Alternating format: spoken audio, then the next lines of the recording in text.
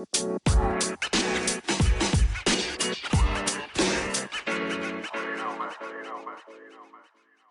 evening, ladies and gentlemen. Welcome to the first episode of Dugout Podcast. I'm Andrew. And I am Marissa. Good stuff. And today's episode, we're going to be looking at transfer business, all things transfers, predominantly in terms of last season's top three clubs in the Premier League.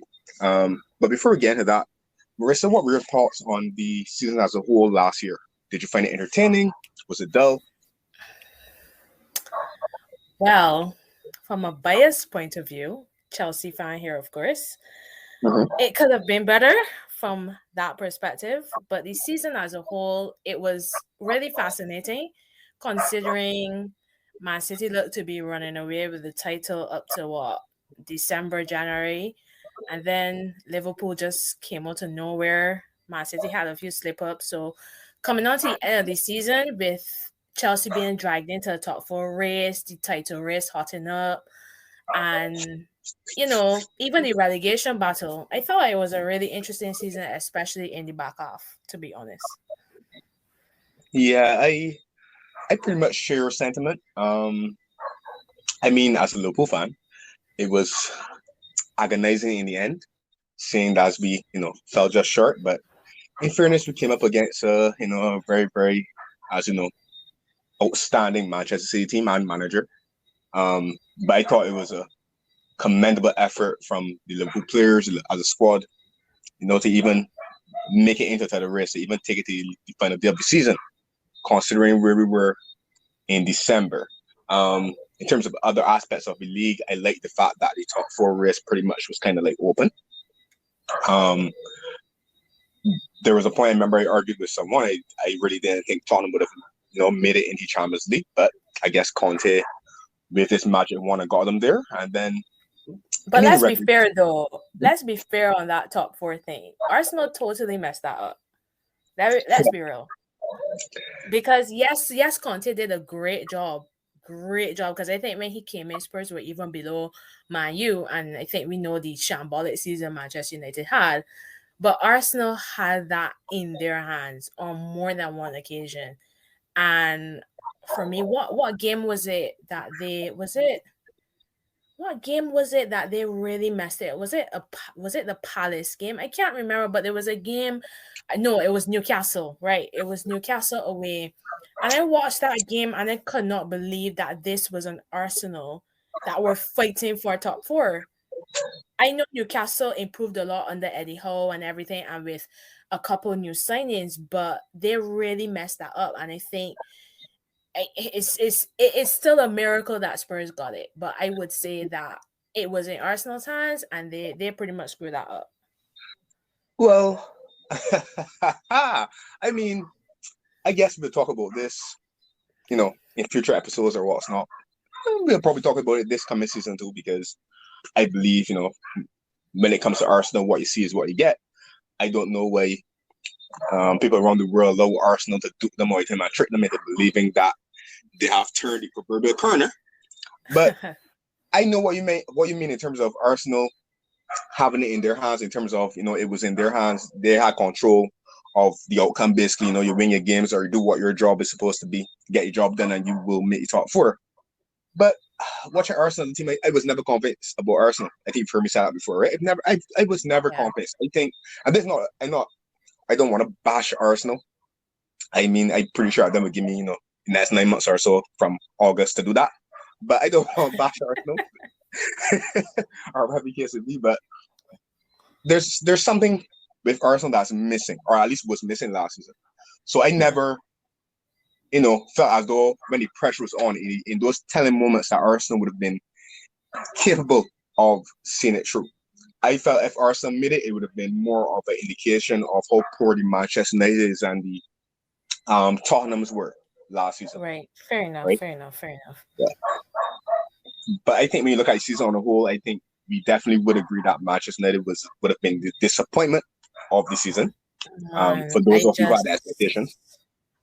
I'm still in awe. I mean, we've talked about this in our own personal conversations before about how the Manchester United squad needs were, and we all know that Ole wasn't a good enough manager. But to see Man United actually literally struggle to finish sixth, because I think West Ham were still thereabouts coming on to the end of the season to finish sixth as well. Yeah, they were. It was just amazing to see for me. And I just think and I know we'll discuss their transfer business and their transfer dealings maybe next episode or so, but there's something about the culture of that club right now that just seems rotten from the top down. That's the truth. Mm. I'll leave my thoughts on mine to next episode. But then, I mean, because I mean, like,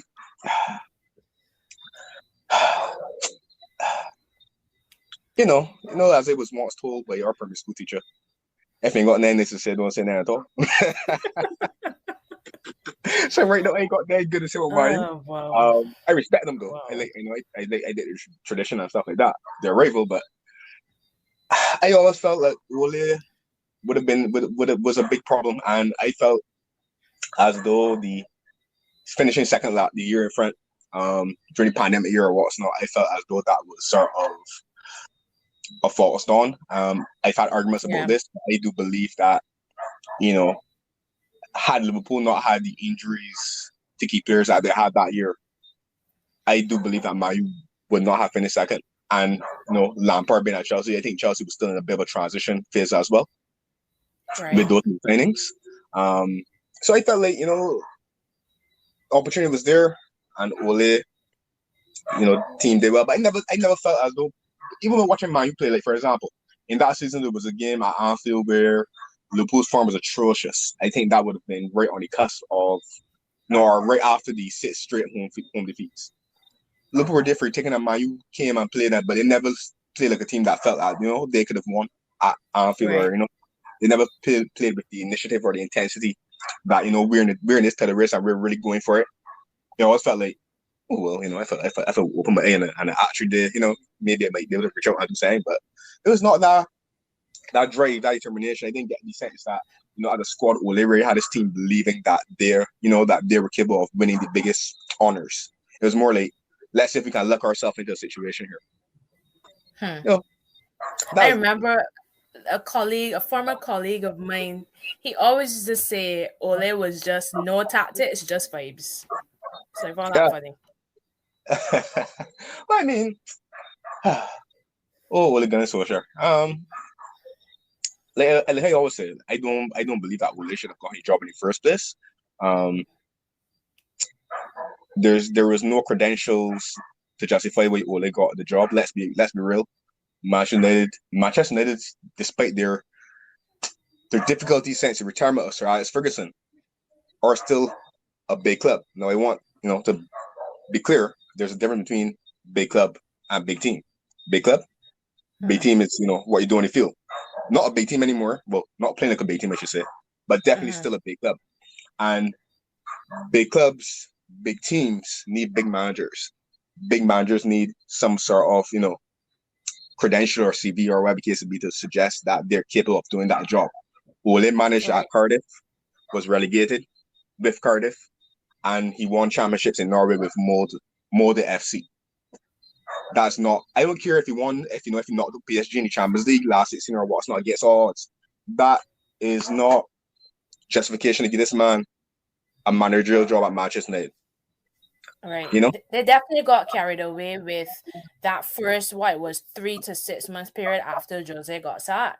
They definitely got carried away with the results that they got in that period, and then they just gave him a 3-year contract. Right. And then, giving me that BS about, Ole can bring back tradition of Man U and he understand this. That's a big statement. What I mean? He can bring back tradition or culture, imagine. What I mean? That's a blanket statement that I don't really understand what I mean. You know what I mean? Like, when Ole was at Man U, and Man U's when they playing 4-4-2. The boy don't play 4-4-2 anymore. So what culture you bring back? Anyway, baffles me. But let's get to the transfer business in the gritty, which is, I think we want to talk about major dealings of the top 3 clubs, and if we decide to branch off on anything else, we will. But Manchester City, last season's Premier League champions. I think I think they were deserved champions. So I feel as though over the course of a season, 38 games, I think it's very, very difficult to, argue against someone winning the title. And I do think Man City is the best team in England. I think they play the best football, to be honest. Yeah. I thought they were deserved it, but obviously, they had the major disappointment of the Champions League exit to Real Madrid at the semi-final stage, having been the better team in the first leg, having controlled most of the second leg. What are your thoughts on their signing so far? I know everybody is going to be just thrilled over the Haaland signing, and that's the exciting signing. When forwards sign for clubs, that's always more exciting than when a defender signs or a midfielder signs. So I think obviously the signing of Haaland is an excellent signing, but don't come for me. I actually don't believe that was City's key signing this season. For me, a team that consistently scores 100 goals literally every season, like for the past 3-4 years, they've been scoring 100 goals, even without Aguero starting every game or Jesus starting every game, mostly playing a false nine. That's remarkable. So goals were never City's problems. Yes, they would struggle to break those sides sometimes when they would, sides will hold into a draw or nick a little 1-0 here or there. But I really do think that the signing of Calvin Phillips from Leeds is the key signing. No, I didn't watch a lot of Leeds play last season or the season before. But I think having that light for light Fernandinho replacement, because we do have to touch on the fact that Fernandinho was a great servant for City and he's finally gone, end of his contract this year. And I think replacing that in midfield was key for City. Yeah, they have Rodri, but I think signing of Phillips sends a message to the rest of the league. It's like, we're not going to be complacent. We're not going to sit on our laurels. We are putting a strong defensive midfielder in there and just tell teams, with our strong back four, come on back, we don't, basically. So I think that is a real key signing. Of course, Haaland, I mean, for me, I don't want to be misunderstood. Haaland is an excellent signing for any club. But I feel the impact of Haaland will be more felt at a side that actually needs more goals. For instance, a Chelsea. I mean, we were in for Haaland last season when we chose Lukaku, which we will unfortunately touch on later in this episode. Or even a Man United that has struggled for goals. Even an Arsenal that also has had problems in the striking position. But City's problem was never goals. So I just don't think that the signing is a huge deal, but it's still a very good signing. But for me, it's Phillips, them signing Phillips, and also I know we haven't really touched yet on transfer rumors, but they're also in for Cucurella from Brighton, the left back. Yes, that will also be that was right. If they get it.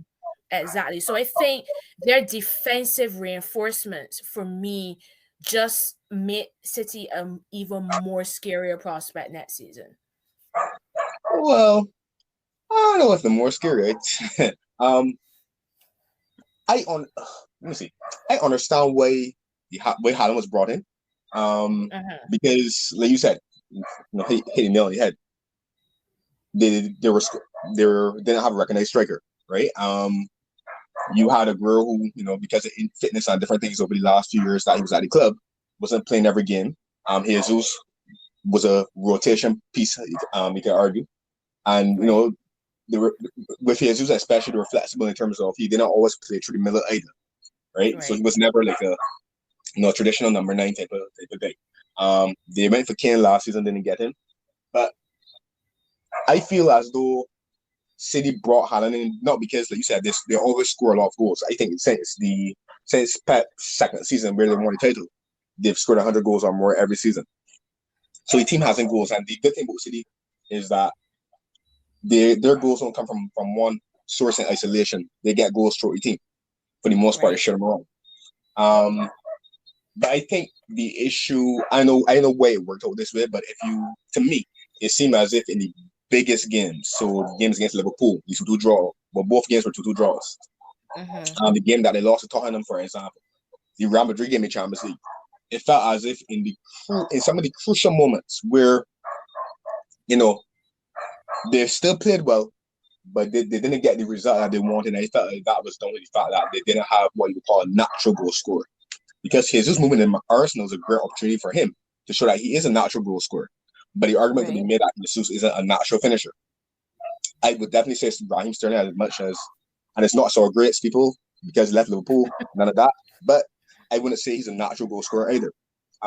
Same thing with Foden, not a natural striker. So I felt as though you could argue that the amount of chances that City create, and they always create chances for the most part, the amount of chances that they create, you can argue that Haaland, being clinical, will not need the 4 or 5 opportunities to score one goal that a Sterling might need.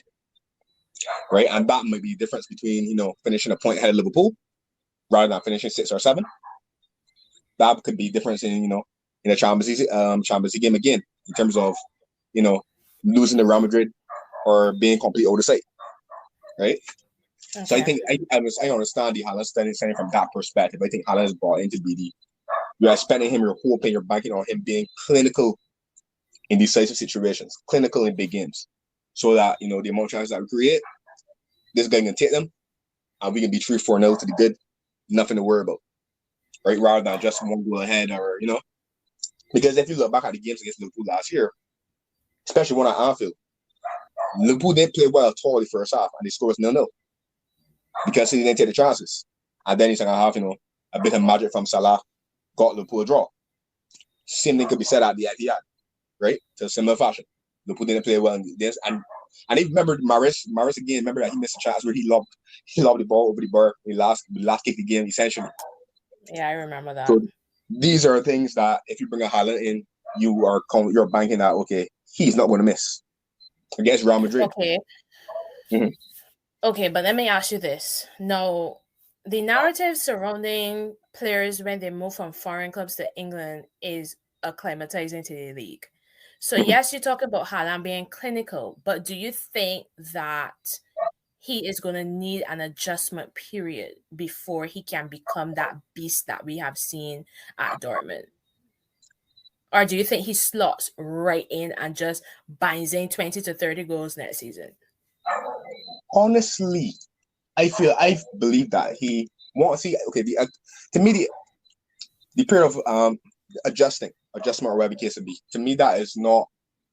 I don't think he needs to adjust to Premier League football. Just me. I'm not one that subscribes to you need to adjust to different leagues or what's not. People would disagree. Who cares? But I feel like football for the most part, right? Uh-huh. I believe that once you could play, you could play. Yes, sometimes, the game in England might be a bit quicker. Maybe it might be a bit physical or more physical in some respects. But I do believe that once you have the talent, once you, can play, you can play, right? Like I always say, if you could play, I should be able to see you, in a car road and I still know you could play, right? That's just my feeling. So I don't feel like he's going to need a big adjustment to the Premier League necessarily. What I think he needs to adjust to might be how City plays. Okay. I think City style of football is going to be different than Dortmund. Yeah, definitely. It's going to be different than, Salzburg that he was at before. So I think it's more a case of can he fit into what City do, right? Because I don't see Pep changing what City does to fit into adjust to him. I think he needs to adjust to what Pep does, right? And also I believe that for the most part, Pep's signings have worked out in terms of I don't think that most of Pep's big signings have ever needed an adjustment period. Yeah, people might argue, well, Jack Grealish hasn't cemented his place yet, but yes, there are some players who I think there are a lot of players in Pep's team or City squad where you wouldn't necessarily call them guaranteed starters, right? They're rotation pieces, but everybody knows their role and everybody knows their job efficiently to perform. So whoever comes into the team can play the same way, right? So because when you think about it, whether it's Phil Foden, whether it's Jack Grealish, whether it's Riyad Mahrez, Ilkay Gundogan, all of them are rotation pieces essentially. Raheem Sterling, before he goes to Chelsea, all of them are rotation pieces. But people that I think are guaranteed starters is the goalkeeper, Edison, Ruben Diaz and Laporte if they're fit, Kyle Walker for the most part, and then maybe a Rodri or Kevin De Bruyne, you could argue are guaranteed fixtures in the team. Everybody else is kind of like, who inform, who Pep got a feel for that game.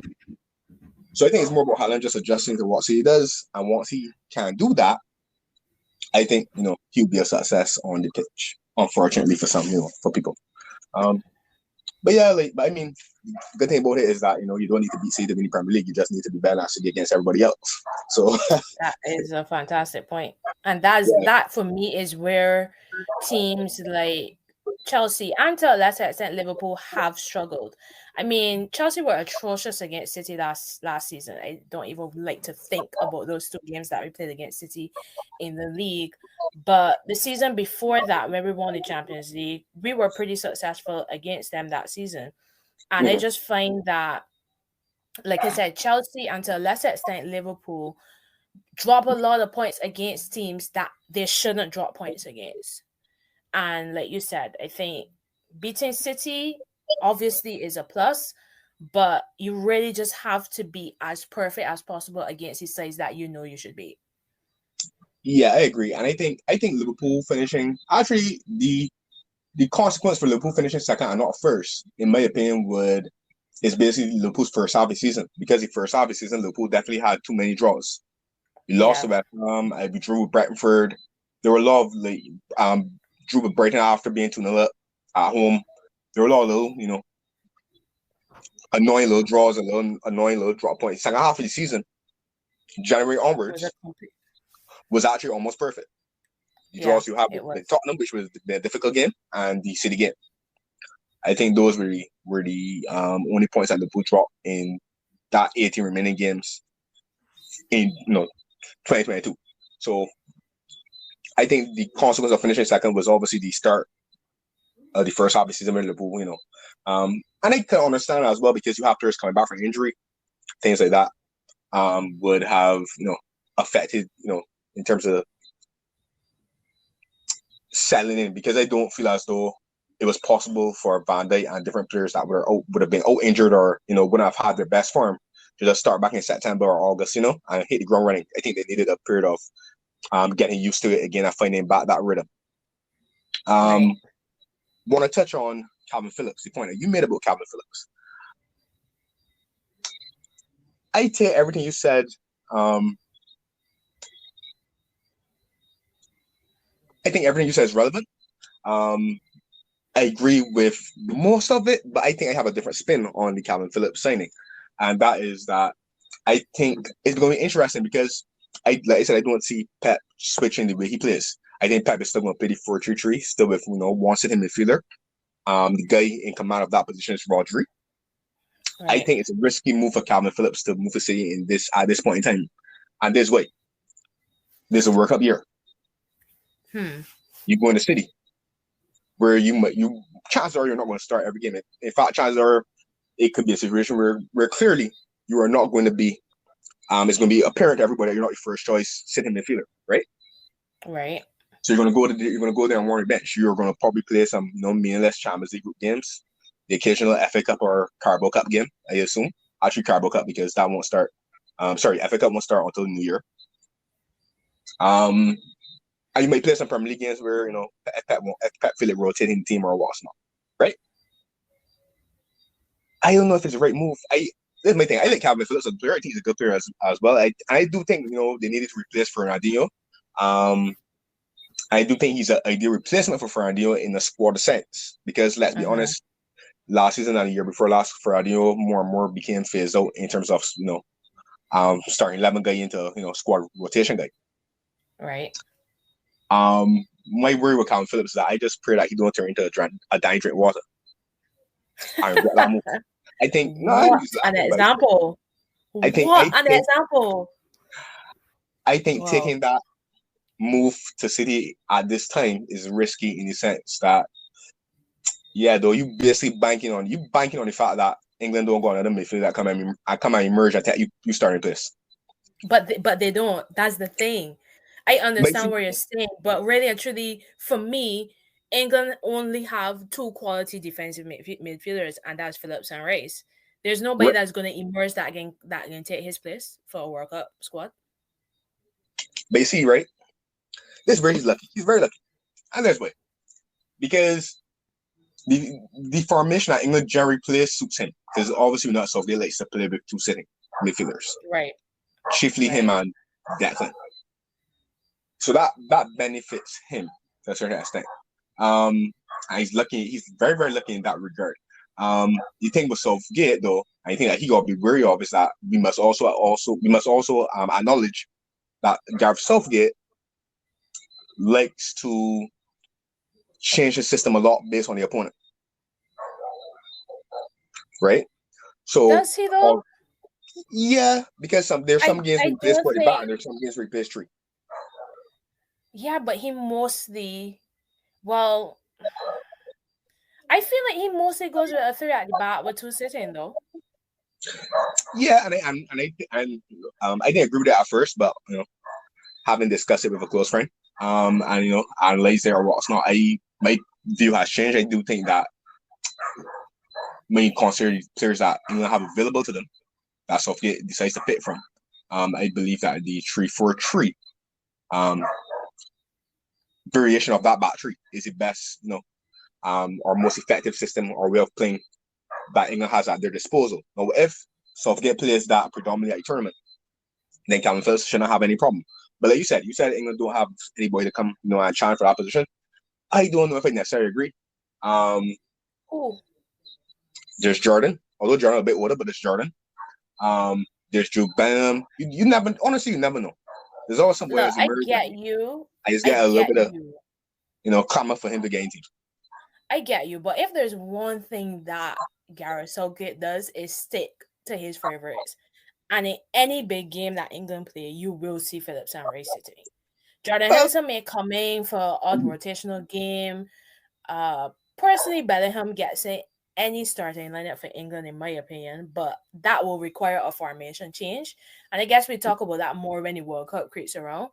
But any big game Southgate plays, Phillips and Rice sit together. So I get your point in terms of is a World Cup year. It's a good point, but I really genuinely don't think that he has anything to worry about, to be honest. When Southgate likes you, you're game play. So I don't see that as a problem for Phillips, to be honest. I know my words that I know he get picked to the squad, but I still feel like that's a dangerous thing to assume because at the end of the day, you need games, you need to be sharp. Fair enough. We've seen Harry Maguire has been playing for Manchester United. I saw still picking and he coming up playing a bunch of, So, I mean, granted, form has been bad anyway, but I don't think the sitting on the bench is. I'm still, being picked and then playing national team is helpful. Okay, so let me play devil's advocate a bit. Mm-hmm. City paid £43.9 million for Phillips. One, do you really think they're going to splash out that amount of money for somebody to just sit on the bench? And two, don't you think that there's room for him to come in and possibly, this is not me saying that he's a better player than Rodri by any stretch of imagination, but just playing devil's advocate, don't you think that there's room for Phillips to come in and say, hey, look, I could fight for this position and I could possibly replace Rodri for really big games? Don't you think that's a challenge that Phillips is going to throw onto himself? Well, I would like to imagine that he has that mindset or that he would adopt that mindset. Whether or not he does that is, only he will know. But it's a good point you made. It is a possibility because I do feel as though Phillips actually on the ball is a better player than Rodri. I think Rodri's defensive work might be better than Phillips.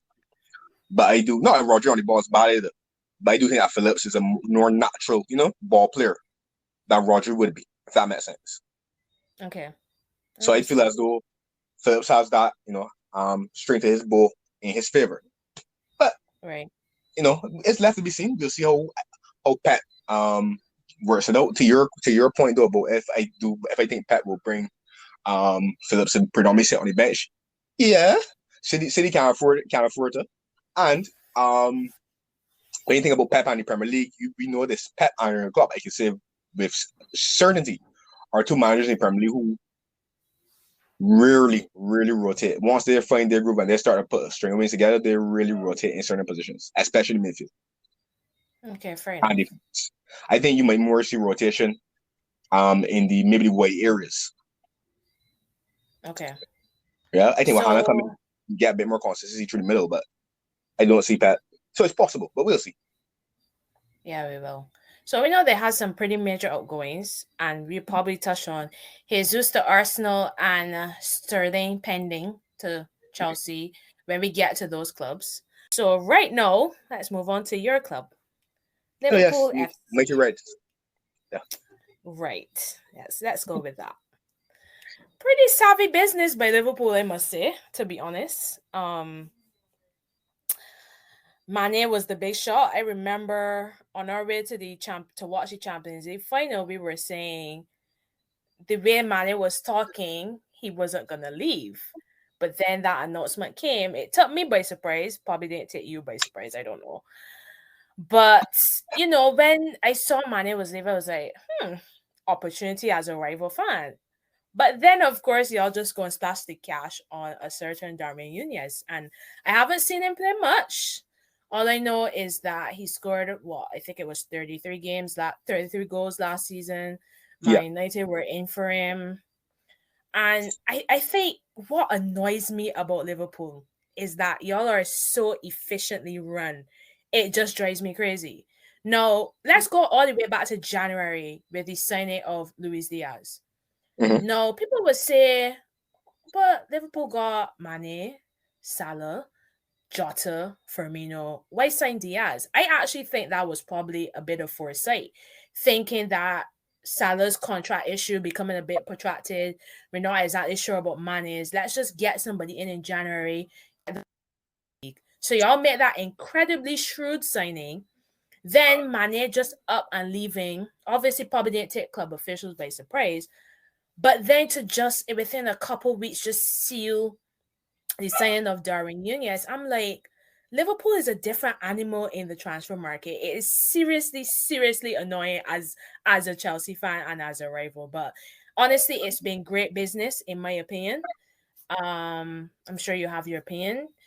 You guys also brought in Fabio Carvalho, but that was a deal that was pretty much done and dusted in January, but for some reason fell through. But Yeah, I finally think got the closed. thing went too late. Yeah, I Right. missed that in Finally got January. closed. Right. And then y'all brought in a young right back from Aberdeen, Calvin Ramsey, just a mere 4.2 million pounds. And I assume that's to provide some cover for Trent. But again, just savvy business. Then managing to bring in 15.5 million pounds for Minamino, like just Fucking incredible business Minamino. by Liverpool in my opinion, to be honest. Incredibly savvy business. So what are your thoughts? I know you have a lot. I do. Right. So I agree with pretty much everything you said. I think Liverpool were definitely clever. And we have been clever since Klopp has been manager in terms of our transfer business. Oh, it's Um, so sickening. So but sickening. I see things a bit different than you do. I for example, the Luis Diaz signing, even going back to Jota signing, because I remember I thought of this when Jota signed.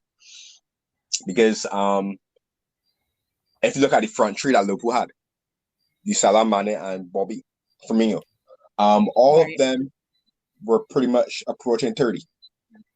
Mm-hmm. And whilst they've been successful, you all need to freshen things up and break up a team. And you need to, and the good thing about, well, the good managers know when to break up a team. Right. Um so I felt as though that was inevitable, and I felt as though Jota was actually the first phase in that, in coming at Mm-hmm. 24 or 25 odd years.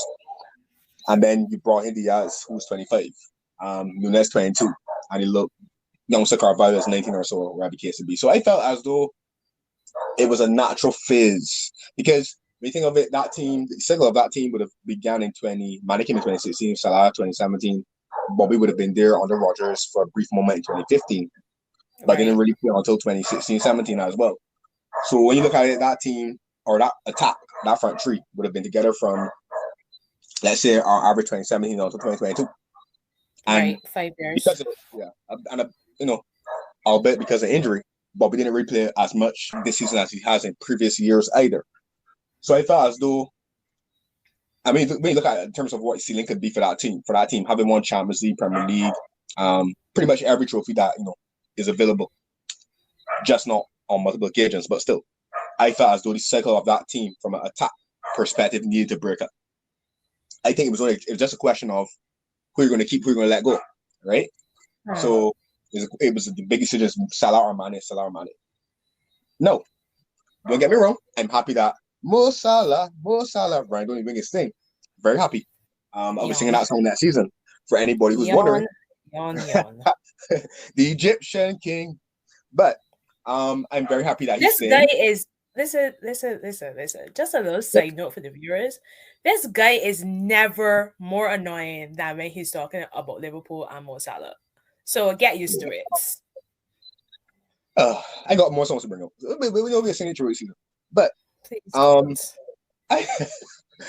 happy that we kept Salah, especially after Mane, announced that he was going to go or he wanted a fresh challenge. But give me a choice between the two. I think whereas I think Salah is a more clinical goal scorer, I think Mane is an all-round better player. I value both of them. Play that. But I knew that it was going to be impossible to keep them. It was a tough choice. I'm glad I wasn't the one that had to make it. I don't think it was solely Liverpool. I think it was just, acceptance that, one of them needed a new challenge and we need to break it up anyways.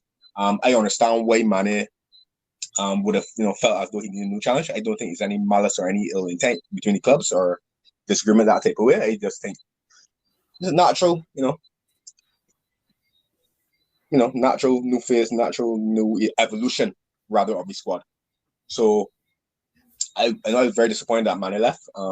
I do think for a year, maybe 18 months, Mane was actually, on fire, one of the best players in the world. I think he still is one of the best players in the world, but it was really, especially the year that we won Champions League and Premier League, that little phase, he was really on fire. I thought he got back his form last season as well. Thought it was a nice little final hurrah. He won the FA Cup and the Carabao Cup, completely set. So I wish him nothing but the best. That FA Cup and Carabao Cup. Why are you going to say those words to trigger me right now? Honestly, I was not thinking about our opponents in those games. Trust me, it wasn't intended to annoy you or irritate you or what's not. But all right, you're forgiven. You're forgiven. I wish Mane the best. At Bayern Munich, unless they're playing Liverpool. In terms of the natural transition, I do believe it's going to be interesting because I think Luis Diaz. I know everybody got really excited about his performance from January onwards, but I think he ran with a little bit of steam at the end.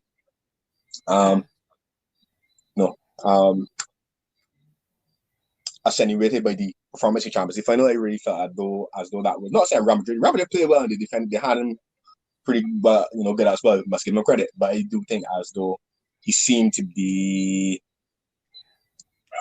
that little fresh impetus to go on. You know what I mean? Type of thing. Okay. He wasn't more of an unknown quantity, so to speak. So I felt as though, he had a disappointing performance in that game, although some other players did as well. And Liverpool had a lot of issues, a few issues going into that game that I could use to explain why, the result was the way it was, but whatever. I'm not going to do that now. But I feel as though this is a big season for him. He has a lot to prove. I feel as though, obviously, Mane's boots are going to be, enormous boots to fill. Yeah. Exactly. It's going to be interesting. Darwin Núñez, having, because Liverpool played Benfica last year in Champions League, having watched him play. It's going to be interesting where Klopp plays him because I don't necessarily see him as a fixed, stationary number 9 either. I think he's more mobile. And it might be a case where just the evolution in terms of at least the players, because I can pretty much still see a rotation between the front three and movement in the forward line. Right. I think Jota will be the natural person to come through the middle.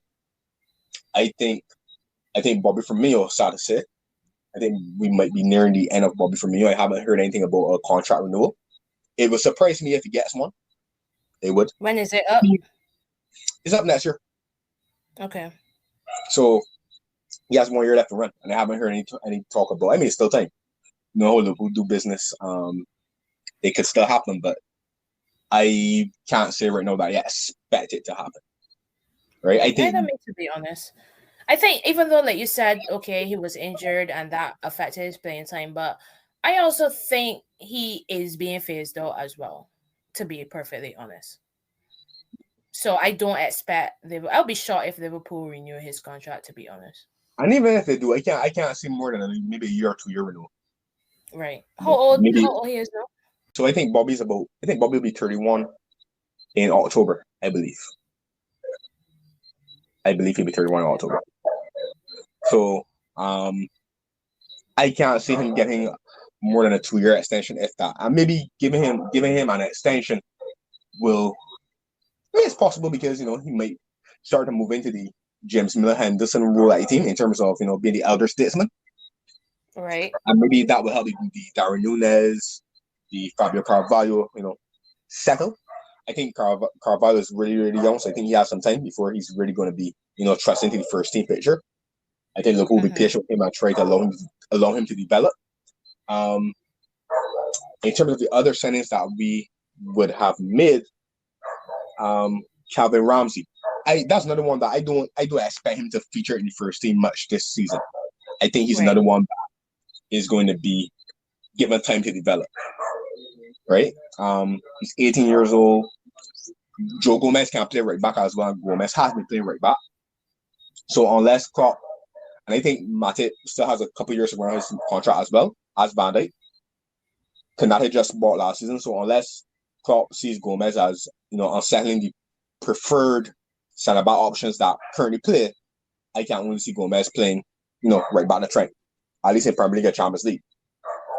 Yeah, but that's something that you guys generally do well, though. Like, another thing I admire about how Klopp works is he never thrusts new signings in the deep end right away.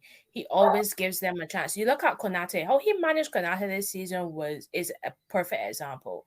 I think Konate mostly had runs in cup games and the Champions League, of course. Champions League, yeah.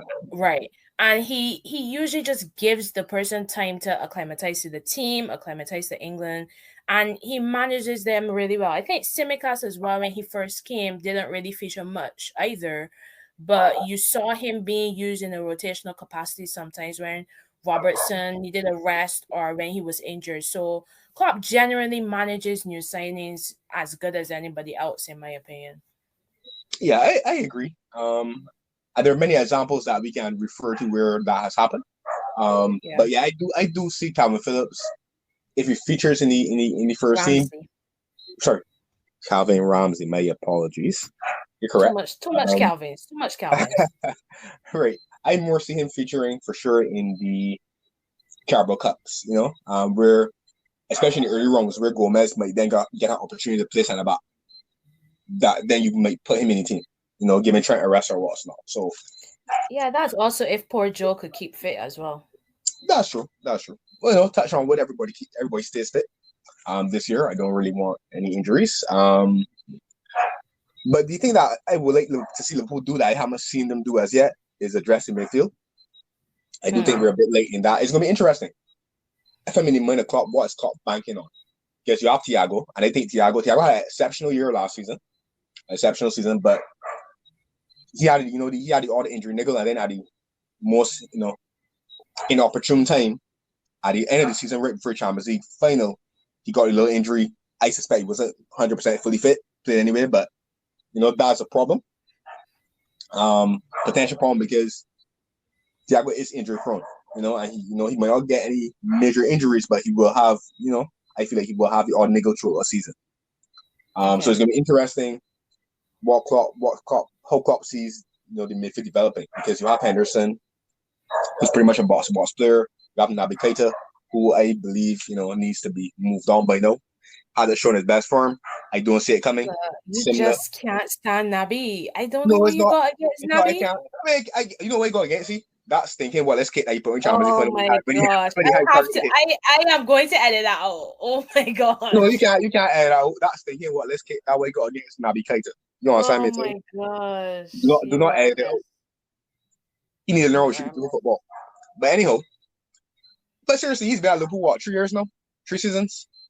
And has never shown his best form. I mean, not to say he can't play, he can play. He's a good player, but when he needs to run a games, he needs rhythm.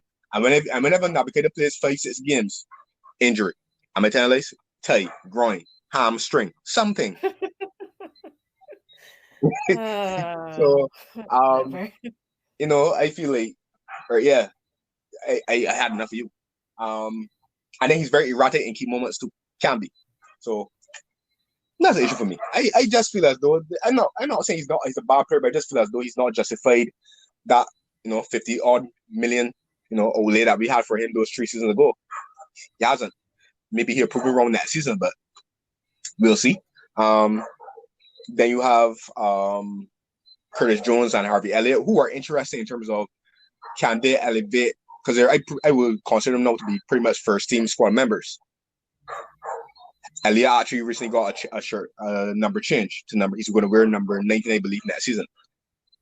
So it's going to be interesting to see how Cotton, develops them in terms of can they, take some of the burden off the shoulders of a Thiago, off the shoulders of a Henderson, and become more permanent fixtures in the team. Also, Chamberlain is not my club, and I like Austin Chamberlain though. Honestly, I forget he was there. Honestly, me too. But listen, I like Austin Chamberlain, but you have to make a decision over him too. He's at a stage of his career where I think he needs to be playing regularly. How old? I mean, we're talking about him like he's like August 28. Oh. Is he 28? Actually, no. Actually, I think he's gonna be 29 in August. Yeah, I think he's gonna be 29. So yeah, he's at a stage of his career that he needs to be playing regularly. I think in fairness to Ox has played well for Liverpool, but he has, again suffered from bad injuries. So unfortunate, but there's no time for sentiment in football or what's not. At least in this case, if you want to be competitive. So I feel as though the midfield area is a concern for Liverpool. I think it does need some strengthening. I think it does need a body. I don't think we are kind of like really, really reliant on Fabinho. Like, I'll be honest, if Fabinho is injured or what's not, Henderson will slot him there, but that's not Henderson's natural position.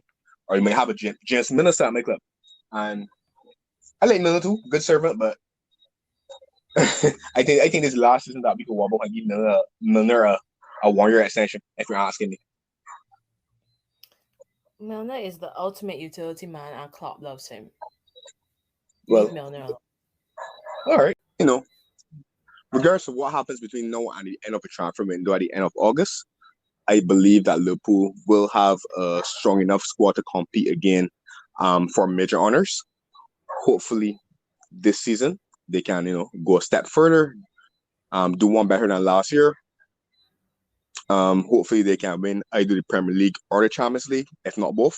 I mean, preferentially, I'll prefer them to win both. But nevertheless, I do anticipate another strong showing from Liverpool. Hopefully we can, give City a run for their money. That being said, and as a rival though, let's hope not. Okay, well, some like sour grapes, you will continue to hope not, but don't mean that it won't happen. But just saying. Actually, you know what? Before I wrap this whole thing up, I don't understand why people be wishing bad for Liverpool. I'd be a neutral. I'd be a neutral. I stand my corner. I don't. It don't interest me what Chelsea does, but it seems as though most of the fans have an eye on Anfield. Yes, please. Wait. Let me ask you a question. If I was going on and on about I hope Chelsea do this and do that, you would genuinely want Chelsea to win the Premier League or the Champions League? Obviously not. You want your club to do well. I want mine to do well. No, but it's not. It's not about wanting Chelsea to win it or not. It's about not voicing that. That disapproval. That not going against the grain. I have nothing to say. I watch football win. If football play, I will have something to say then. You know what I'm saying? I'm sorry, bro. I sorry. Just saying. If I know, say we want to say, man. It's fine. Pinch of salt. Pinch of salt, man. Whatever. What you said just now kind of reminded me of a certain young man, Christopher Cox. Shout out to Chris. He always does that. He always got something to say negative about Liverpool and Anfield. Hi, fellow Chelsea fan Chris. Oh, Lord. But anyway, that wraps up the first episode of the Dugout podcast. It's been a pleasure. I'm Andrew alongside my co-host Marissa. do join us next time as we'll be looking at Chelsea's transfer business.